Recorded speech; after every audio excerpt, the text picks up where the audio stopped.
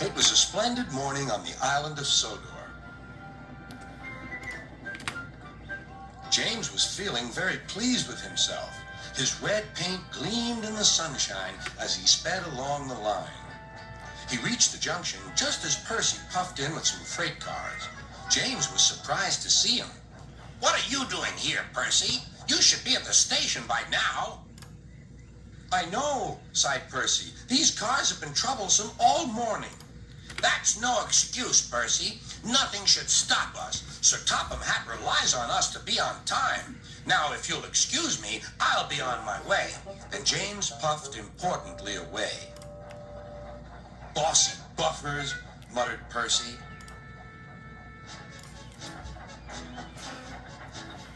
James arrived at the harbor.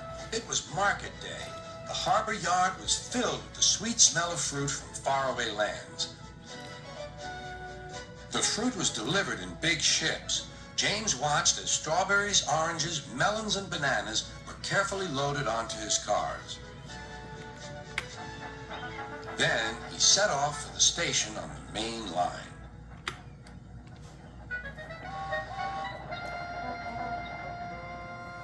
On the way, he met Thomas. "Really reliable. That's me," panted James. "Pity the same can't be said for Percy. Goodbye." "What was all that about?" gasped Annie and Clarabelle. That was trouble. Trouble for James. Just wait and see. Percy was back in the yard and busy shunting. He had the cars in good order and was making up for lost time. But the station master had bad news. "What's happened?" asked Percy's driver. "James's brakes have jammed. We need Percy's help right away." Percy quickly set off to the rescue.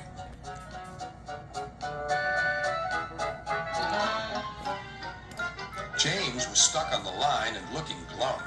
Percy couldn't help laughing. "Got yourself in a bit of a jam, eh, James? A sticky situation?" "Be quiet. It's not funny having jammed brakes." "And not very reliable either. I'm surprised you let it happen, James. Nothing should stop us engines." "That's enough, Percy," said the driver. "Can you push these cars?" "Of course I can. There's no time to lose. James has done too much of that already." James angrily hissed steam as Percy was coupled to the cars. "Off we go," said Percy. "I'll have to go fast to get there in time.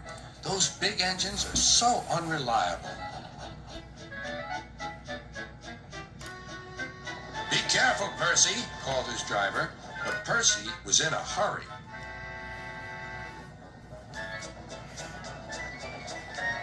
He didn't see that the switch had failed and that he had been diverted into a siding. "Look out, Percy," shouted his driver and applied the brakes, but it was too late.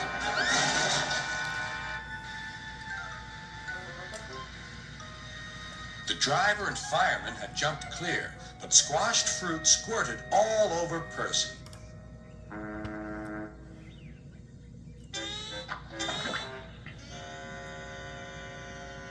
Sir Topham Hatt arrived. "Percy, you are not to blame for the switch failure, but I do not run a jam factory." "Yes, sir. No, sir." And Percy squelched sadly away. That night, the shed was silent. James and Percy felt very sorry for themselves. At last, Thomas spoke. "You know," he said to no engine in particular, "there's more than one way to get jammed. We all learned that today." Still, there was silence. What's more, we also learned that sometimes when engines help each other out of a jam, things can still go wrong. "So," said a voice, "so that means we learned a lot today, and therefore..."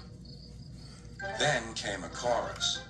"We're really useful engines after all."